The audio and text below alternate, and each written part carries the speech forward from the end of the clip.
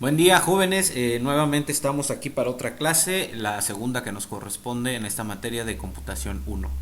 Bueno, antes que nada agradecer las participaciones y tareas enviadas. Espero que esté siendo comprendida el tema y que les esté agradando la manera en la que estoy dando esta clase.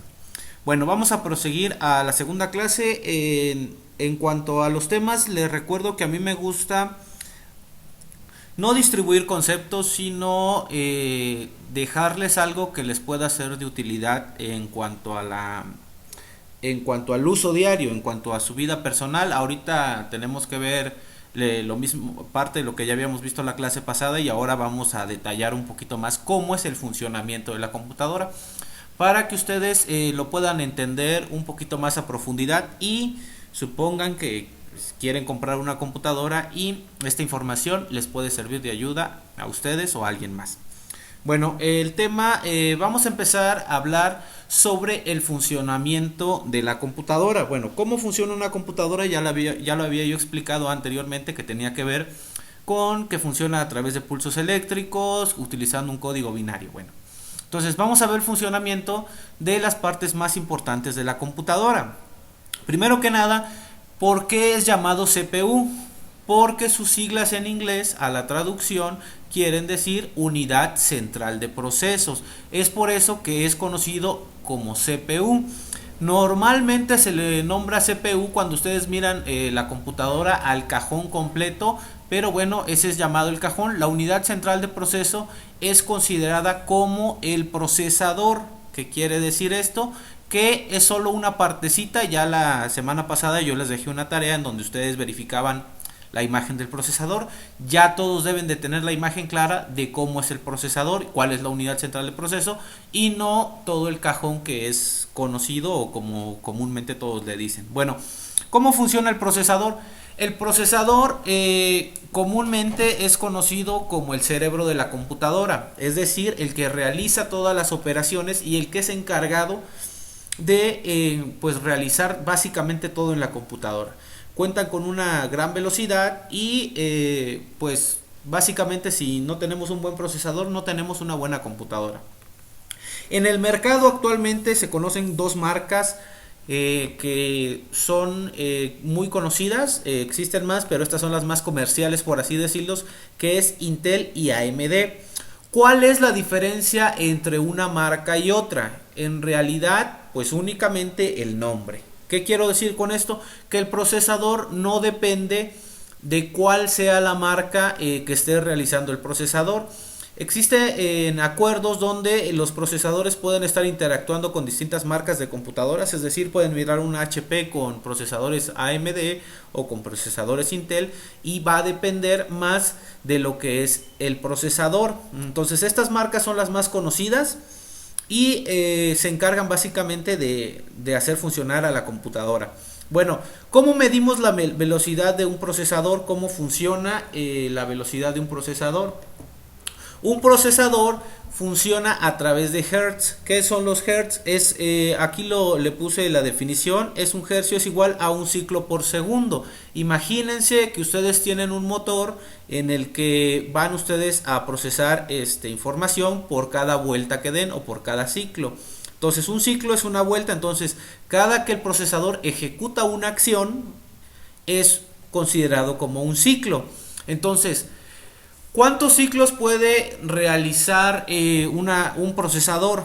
Primero que nada, pues vamos a ver el procesador aquí de mi computadora. Nos vamos aquí a equipo a propiedades.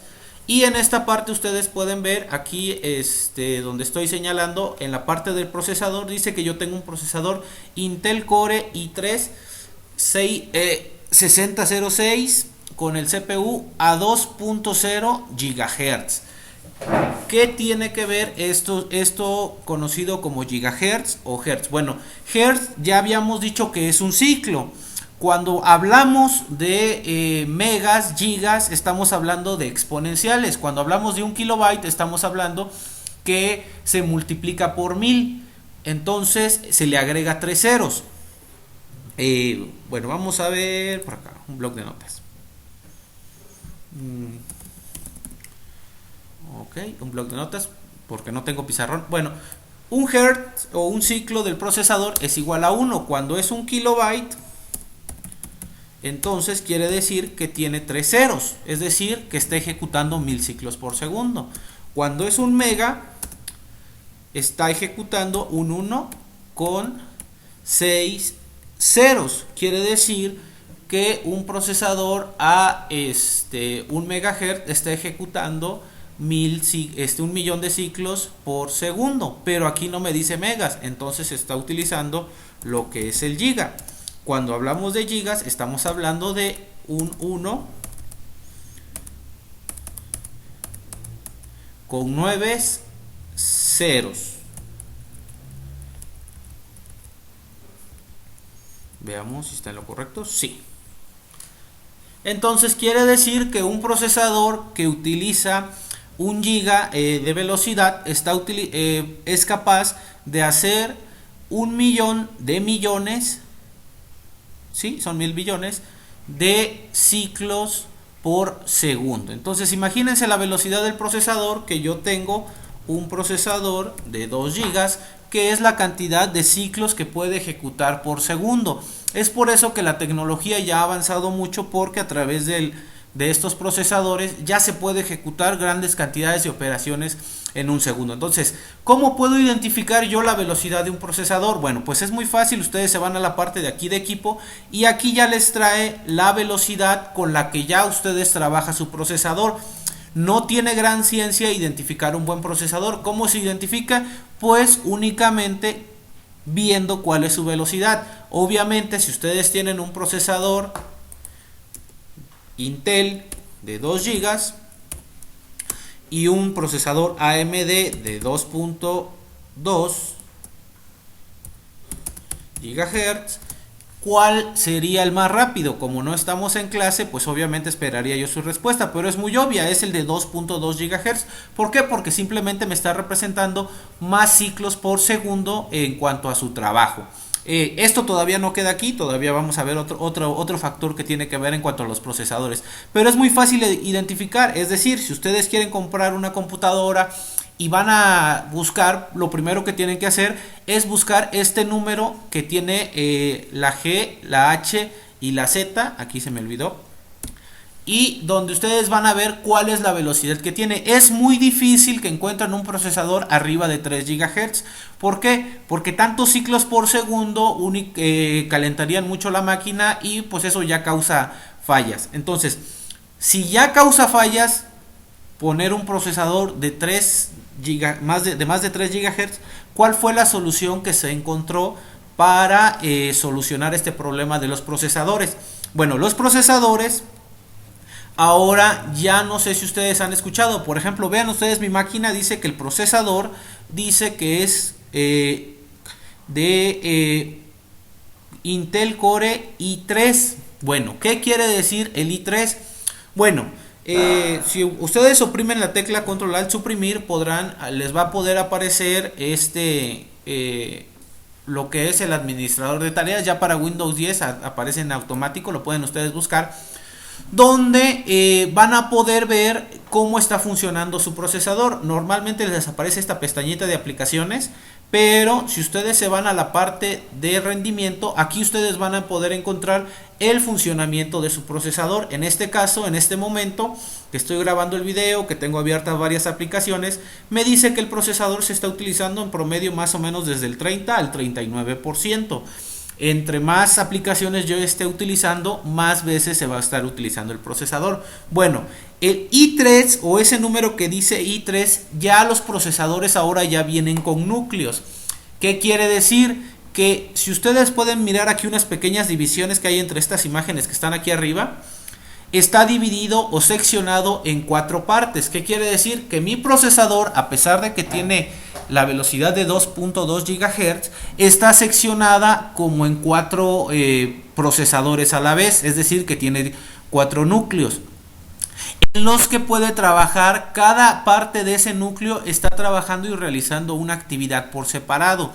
Antes, ustedes todavía tal vez no les tocó, a alguno de ustedes tal vez sí les haya tocado, las computadoras tenían la costumbre de trabarse mucho, es decir, que llegaba un proceso en el que no podían salir y que hasta que se detuviera este proceso o finalizar este proceso iba a poder realizar otros procesos.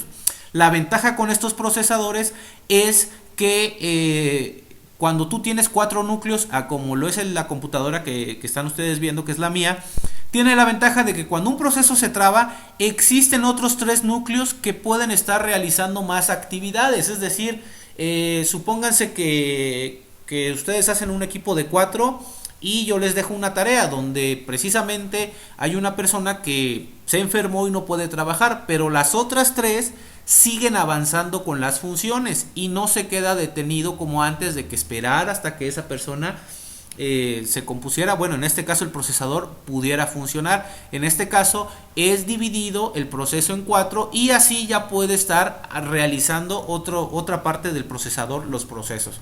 Bueno, entonces, ¿qué otro factor cuenta aparte de la velocidad que tenemos aquí en los gigahertz? Pues el número de núcleos. En este caso yo tengo i3, lo que es equivalente a 4 núcleos. Es decir, entre más núcleos tenga su procesador, si es i3, si es i7, quiere decir que, es i3, i5 o i7 en el caso de Intel, donde pues a mayor cantidad de núcleos, más rápido va a ser el procesador, a pesar de que un procesador tenga más ciclos por segundo, pero si tiene más núcleos va a ser muchísimo más rápido. En el caso de AMD los maneja como E3, E4, A8 y precisamente el número que tiene al lado de la letra está indicando el número de núcleos con el que está trabajando el procesador. Es fácil de identificar. Si estoy hablando de i3, pues obviamente un procesador i5 va a ser muchísimo más rápido, o un i7 pues también va a ser más rápido. Y en el caso de AMD, la otra marca de procesadores, entre más alto sea el número que tiene la letra, pues va a indicar que mi procesador es muchísimo más rápido, ¿sale? Entonces así tomen en cuenta por favor eso cuando traten de comprar una computadora o vean la velocidad que van a tener. Aparte de que aquí pueden ver cómo están trabajando sus procesadores, y hay muchos sistemas operativos que consumen todo el procesador, entonces hay que tener ahí cuidado. Cualquier duda que tengan acerca de esto, pues ya me comunican ahí en el personal si tienen alguna duda. Bueno, regresemos a nuestra presentación. Ok, aquí estamos. Bueno, ya vimos cómo es la velocidad, ya les expliqué cómo funciona la parte de los núcleos, es decir, la velocidad, entre más hertz, en este caso entre más gigahertz tenga el procesador, muchísimo más rápido va a ser, y en el caso de los núcleos, entre más núcleos tenga, más rápido va a ser nuestro procesador. Ya les expliqué más o menos cómo funciona ahí los números. ¿Cómo funciona un procesador? Bueno, un procesador, como ya ustedes vieron en la imagen, de la tarea que les dejé, funciona a través de lo que es un código binario, que es códigos de unos y ceros, a través de pulsos negativos y pulsos positivos, donde se puede identificar cuándo es un 1 y cuándo es un 0. Cada de estos procesadores está, dentro de él contiene miles de millones de transistores. Estos transistores son pues unos pequeños chips de silicio, donde tiene 3 patitas, y a partir de que se activa uno ya puede hacer operaciones. Como ustedes no son ingenieros en sistema, no les tengo que explicar todo este proceso ni llegarse a adentrar. Podemos saltarnos este proceso. Una vez que realiza todos estos procesos, el procesador también necesita un intérprete. Este intérprete viene a ser los lenguajes de programación o un código que está atrás de todo lo que nosotros hacemos. Bueno, ¿cómo les explico que ustedes, todo lo que utilizamos trabaja a través de códigos binarios? Pues existen lenguajes de programación que hacen la función de intérprete. ¿Cómo es esto? Por ejemplo, aquí yo tengo, este es un código de programación donde ustedes pueden ver el código que utilizo yo para realizar. Bueno, pues son palabras clave donde son escritas en la computadora, y una vez que son escritas, todas estas líneas que ustedes ven acá permiten realizar procesos de ejecución de software. Todo esto ya lo realiza la computadora pues a través de estos lenguajes de programación, donde ya podemos ver cómo van funcionando. Bueno, le acabo de dar ahorita a compilar este programa donde yo escribí el código, y la computadora y el procesador hacen una transformación para posteriormente que podamos ver lo que ya nos está funcionando en la computadora. Ahorita vamos a esperar un segundito. Bueno, acabo de ejecutar el programa y voy a esperar menos de 20 segundos o lo pasamos a otro lado. Bueno, aquí está. Este programa que ustedes miran aquí, esta pantallita, se está ejecutando, donde yo ya programé un Pac-Man, donde a través de estarle aplastando el botón, se mueve. Bueno, esto es lo que les enseño yo a los ingenieros en sistemas a programar, pero todo esto se hace a través de un código que para nosotros los usuarios, así como ustedes, es transparente. ¿Qué quiere decir que es transparente? Que no nos damos cuenta qué es lo que está haciendo. A nosotros como usuarios únicamente nos interesa que haga las funciones, apretar el botón y que haga lo que tenga que hacer, y que ya ingenieros sean los que realizan esas funciones. Por aquí abajito les muestro el ejemplo de cómo funciona el código binario, es decir, si yo quiero convertir un número decimal a código binario, es decir, estos pulsos negativos y estos pulsos positivos, únicamente se va haciendo la conversión a través de aquí, de estos unos que van representando cantidades, que donde aparece el 1 o el pulso positivo, toma un valor y estos al final de cuentas se suman. Esto ya no lo tienen que realizar ustedes, pero así es como funciona la parte de la conversión a binarios. Pasa por un lenguaje de programación, que es lo que les acabo yo de mostrar, un código que se realiza, un software que va a ejecutar esa acción, lo pasa a binario y el procesador se encarga de realizar todas estas funciones que nosotros ya únicamente la miramos cuando estamos trabajando con un programa y no nos damos cuenta de todo el trabajo que está haciendo. Bueno, pasamos a la memoria principal. Ya habíamos hablado de qué es la memoria principal, que estamos hablando de la memoria de acceso aleatorio. Cuando ya hablamos de la memoria principal, ya habíamos dicho que es la memoria RAM. ¿Por qué? Porque es la información con la que está trabajando directamente el procesador. Es decir, la información que se está utilizando en este momento, la que está pasando por el procesador, está pasando directamente con la memoria RAM. A mayor cantidad de memoria RAM quiere decir que el procesador puede trabajar con muchísima más cantidad de información en menor tiempo. Imagínense ustedes que tienen que van a llevar personas en un coche a la ciudad de Tuxtla Gutiérrez. Si tienen ustedes un coche, normalmente es para 5 espacios o 4 espacios, 4 personas que pueden ustedes llevar. Pero si tienen un carro como una Urban donde ustedes pueden llevar a 16 personas, pues obviamente entre más memoria RAM, entre más espacio tengas tú, más rápido vas a realizar todos estos trabajos. Algo muy importante con la memoria RAM es que es volátil. El término volátil se refiere al hecho de que mientras tenga energía eléctrica, mientras esté funcionando, está guardando información. Por eso cuando se va la luz, cuando la computadora, el teléfono son apagados, esta información de la memoria RAM se apaga, es decir, pasa a no tener ni un solo dato, porque es volátil. Es una memoria que trabaja a mucha velocidad y por lo mismo no le da tiempo de almacenar la información en algún otro lugar para que pueda recordar lo que estaba haciendo. Cualquier corte de luz, cualquier reinicio, cualquier forma de apagar la computadora, se pierde la información. Por eso es la memoria principal de la computadora. ¿Cómo distinguimos una buena memoria RAM? Pues es fácil, es lo mismo que ya vimos con el procesador. A mayor número de cantidad de memoria RAM, es decir, si tenemos una computadora de 4 GB y una de 8, es obvio que la computadora de los 8 GB es más rápido. También existe una división entre DDR3 y DDR4. ¿Cuál sabemos que es más rápido? Pues obviamente la que tenga el número más alto. En cuestiones de computación es muy fácil identificar cuál es más rápido, pero a muchas personas se les pasa estos detalles por alto. Bueno, otro tipo de memoria que muchas personas confunden con la memoria RAM, que piensan que es la memoria principal, no, es la memoria ROM, por sus siglas en inglés, de Read Only Memory, que estamos hablando que es una memoria de solo lectura. Es similar a la memoria RAM, pero se parece más a lo que es el disco duro. Si ustedes tienen teléfonos Android o incluso hay por ahí algunos iPhone, ustedes pueden comprar un teléfono que les dice que es de 16 gigas, pero que solo tienen disponible 13.4. ¿Por qué? Porque existe una memoria de solo lectura donde es almacenado el sistema operativo.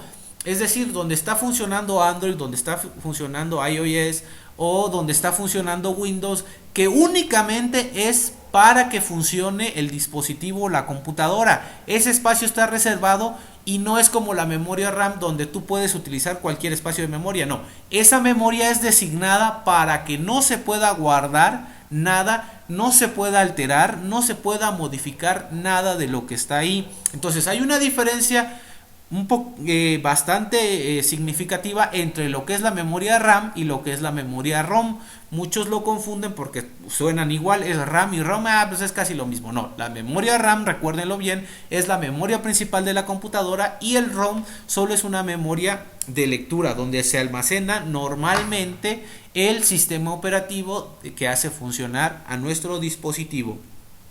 Bueno, pasando de la memoria RAM y la memoria ROM, que ya hemos explicado que son las principales, la memoria RAM y el procesador y el ROM, pasamos a la descripción de las memorias. Existen diferentes memorias, como ya hemos visto, la principal, que es la memoria RAM. Pasamos a la memoria ROM, que es un lugar específico donde se guarda el sistema operativo. Y también tenemos algo que se llama el disco duro, conocidos ya por muchos de ustedes, que es el almacenamiento permanente de forma magnética. Bueno, ¿por qué ahí sí se considera un disco duro donde no es volátil? Es decir, si se apaga la computadora, queda guardado en algún lugar. Bueno, pues el disco duro, al momento de guardar información, cuando ustedes les dan pasar de una memoria USB a un disco duro de la computadora, tarda más tiempo del que podría tardar en la memoria RAM. ¿Por qué? Porque la velocidad en que almacena los datos es más lenta, porque los almacena de forma permanente en un lugar, en un disco magnético, donde queda guardada la información. Cualquier corte de energía, cualquier detalle que tenga la computadora, la información seguirá guardada en la computadora. Y no es considerada la memoria principal porque no trabaja directamente con el procesador, sino que el procesador le pide a la memoria RAM que almacene temporalmente la información que está en el disco duro, que la busque para que pueda trabajar con ella. En ese sentido existen diferentes tipos de disco duro, como ATA, SATA, y ya ahorita lo más popular es el SSD, unidades de disco sólido, que son como muchas memorias USB trabajando al mismo tiempo, y hacen que su computadora sea más rápida. Si se preguntan cuál es mejor para comprar una computadora o para utilizar una computadora, pues ya ahorita lo que está más de moda y que está funcionando mucho mejor es el SSD, unidades de disco sólido, que hacen que el sistema operativo trabaje de manera muchísimo más rápida. Si no, yo les recomiendo que utilicen a mayor cantidad de almacenamiento que puedan tener. No va a afectar la velocidad de su computadora, únicamente este dato les va a servir qué tanta información guardan. Es decir, yo guardo muchas películas, yo guardo muchos documentos,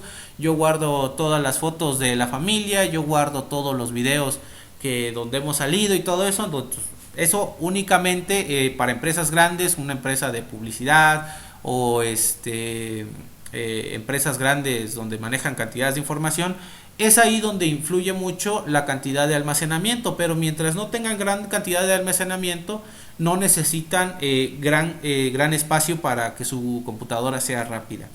Bueno, pasamos a algo muy conocido que es el USB. Aquí quiero hacerles una aclaración. USB no es la memoria. El término USB hace referencia a el tipo de conector, es decir, ese cuadrito o ese rectángulo, más bien como que ustedes lo ven, eso quiere decir que es un adaptador, que quiere decir, o por su traducción al español, es bus de serie universal, es decir, es un conector universal para transmitir datos. La memoria en sí, su nombre correcto es memoria flash. La memoria Flash retiene los datos en el dispositivo cuando ya no tiene energía. Es similar a un disco duro, solo que la velocidad de almacenamiento es muchísimo más rápida que un disco duro. Es decir, si ustedes quieren guardar algo en el disco duro, tarda un poquito más porque lo hace de forma permanente, y en una memoria flash USB ustedes pueden guardar los datos de manera más rápida.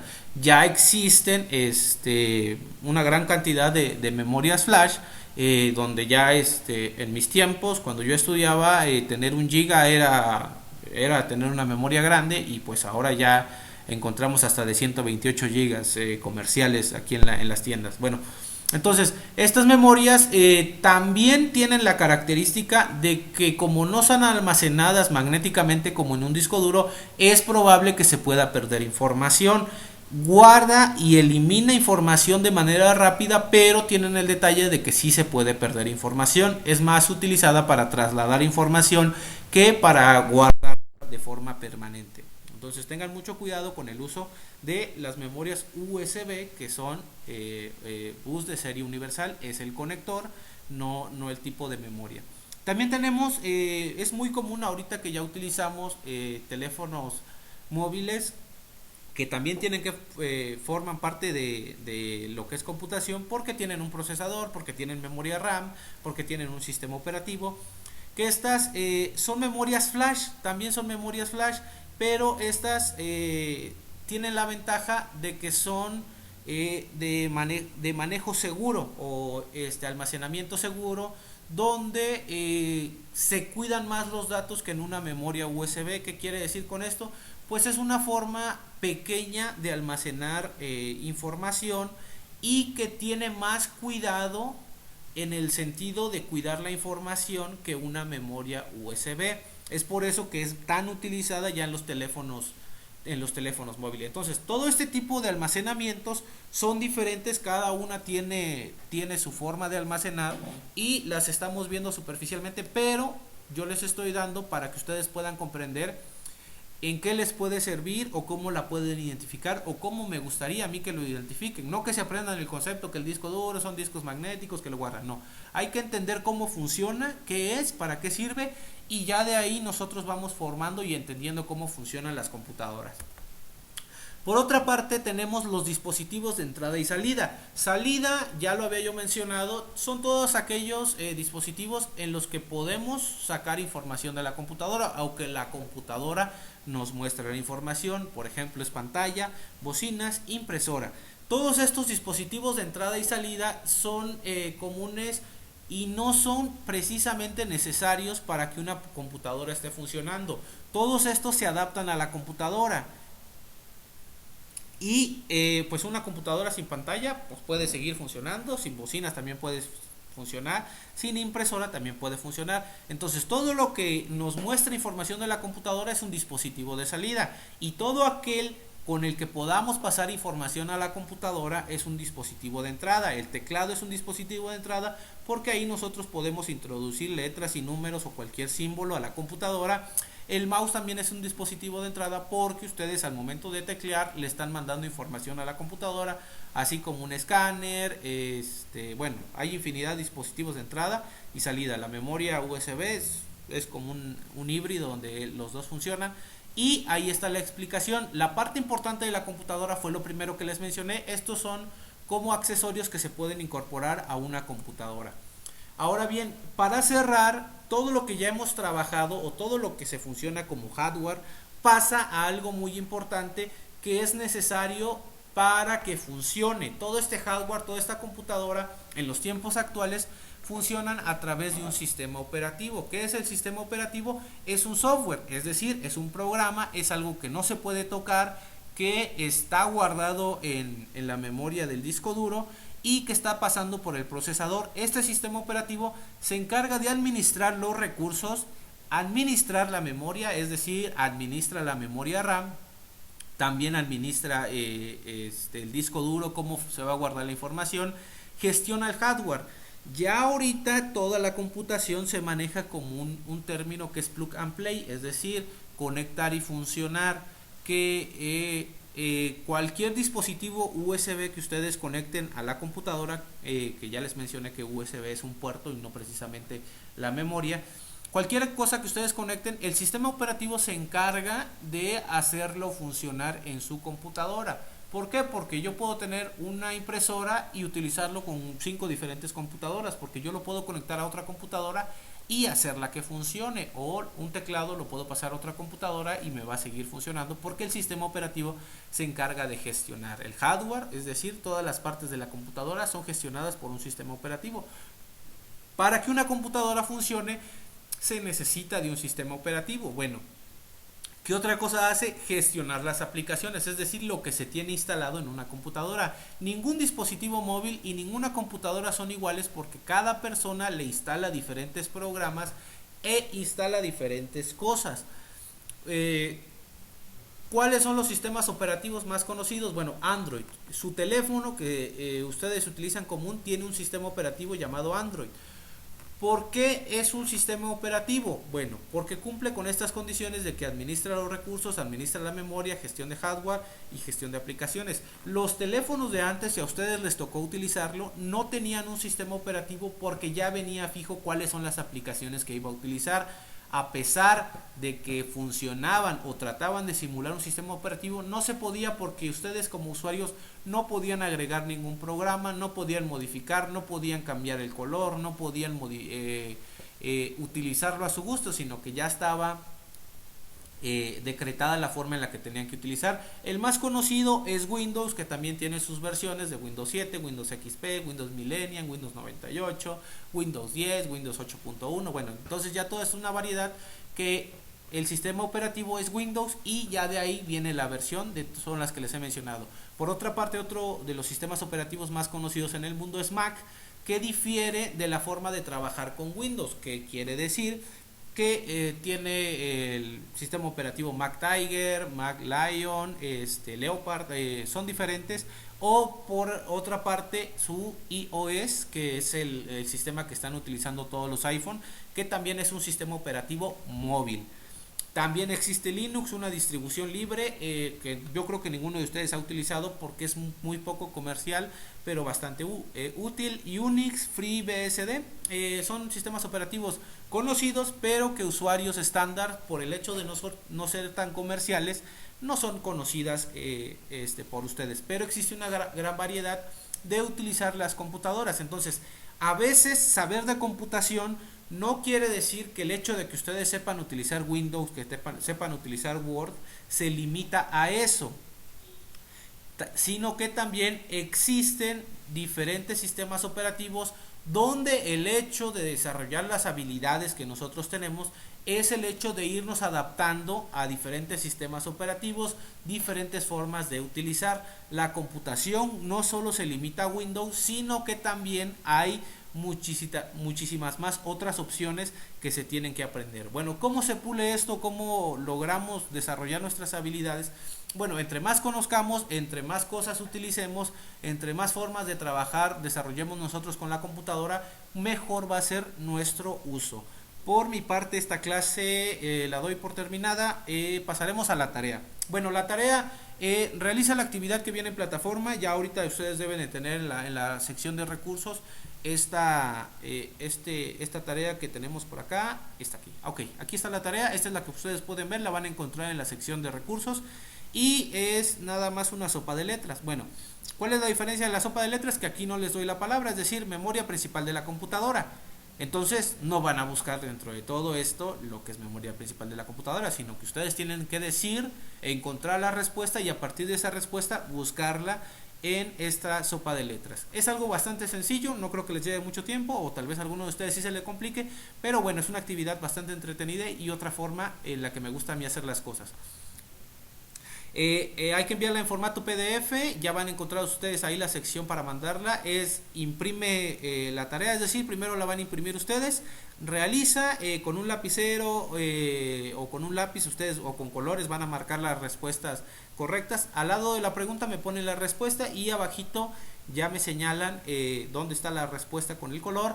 Le van a tomar una foto, ya sea con su celular o no sé, con la cámara ahí que ustedes tengan. Después de que tomen la foto la van a agregar a Word, después de eso ustedes le van a agregar su presentación, lo van a convertir a PDF y me la envían. Cualquier duda estoy a sus órdenes, muchas gracias y nos vemos.